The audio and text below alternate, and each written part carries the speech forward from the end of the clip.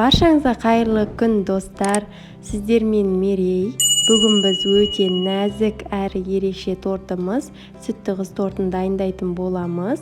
Видеоны соңына дейін көріп, және де менімен бірге дайындауға кеңес беремін.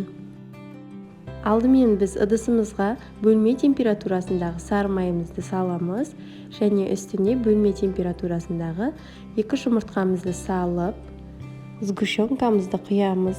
Мен 1 банка сгущенка қолданамын. Миксермен жақсылап араластырып аламыз. Біркелкі болғанша араластырып, үстіне елегімізге ұнымызды дайындап, ұнның үстіне қопсытқышымызды салып араластырып, електен өткізіп салатын боламыз. Ұнымның барлығын салып аламыз. Миксермен араластырып, массамызды дайындайтын боламыз. Бұл рецептпен жасап көріңіздер, өте оңай әрі өте нәзік болып шығады. Міне осындай болып шығады консистенциямыз. Енді мен пергамент қағазын дайындап аламын. Мен оңай жолын таңдадым. Үйдегі формамен жасайтын боламын. Формамызды ашып алып, пергамент қағазын қоямыз. Видеода көрсетіп өттім барлығын. Қойып, осылай қысамыз. Сонда дөңгеленген форма шығады бізде. Осыған құйып пісірсеңіздер, корждарыңыз дөңгелек, әдемі болып пісетін болады. Барлығын осылай жасап аламыз. Мен пергамент қағазын Поклан деген қолданамын. Сіздерге де қолдануға кеңес етемін. Корждарымыз жабыспай әдемі алынатын болады. Енді мен осылай барлық пергамент қағазын жайып алып, жаңағы дайындап қойған массамды 2 қасықтан немесе 2,5 қасықтан салып шығамыз. Біркелкі етіп жағамыз. Жұқалап жағып шығамын барлығын.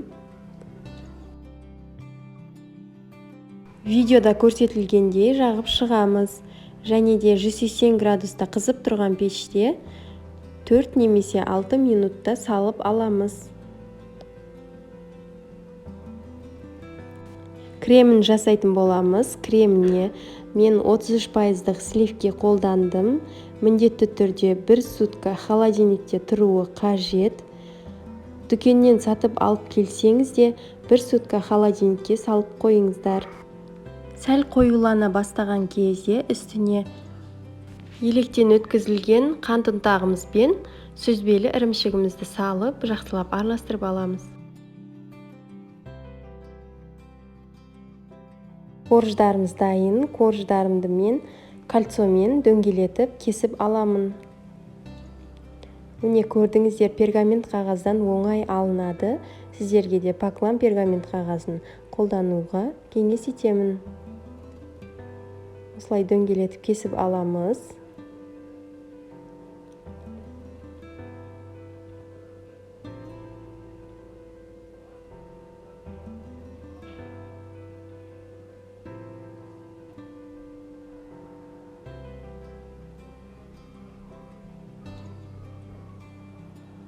Міне корждарымыз дайын. Бір-бірінің үстіне қоюға болмайды, өйткені бұл нәзік болғандықтан үстіне жабысып қалады. Сондықтан араларын ашып қоямыз. Тортымызды жинаймыз. Осындай мешокқа алдын ала ыңғайлы ыдысқа дайындап алдым. Соған салып, кремімізді жағатын боламыз.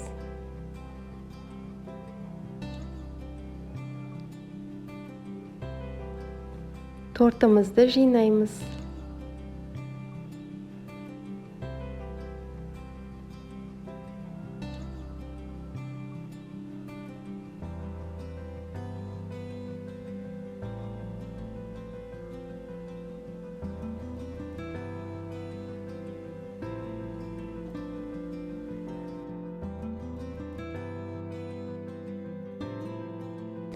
Мен тортқа крем аз қолдандым, өйткені менің жақындарыма крем көп болған ұнамайды.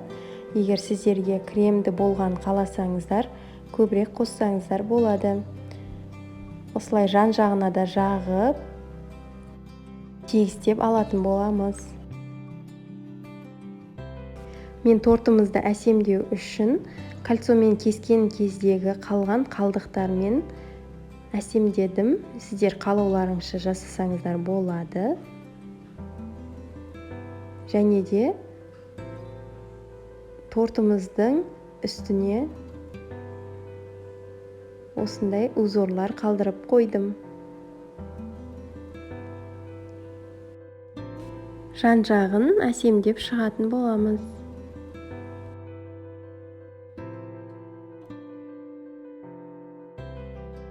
Міне дайын қыздар, тортымыз өте дәмді болып шығады.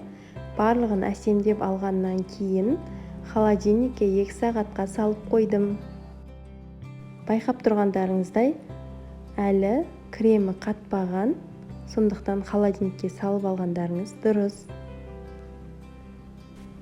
Тортымыз өте нәзік, дәмді болып шықты. Менің каналыма жазылуды ұмытпаңыздар, астарыңыз дәмді болсын.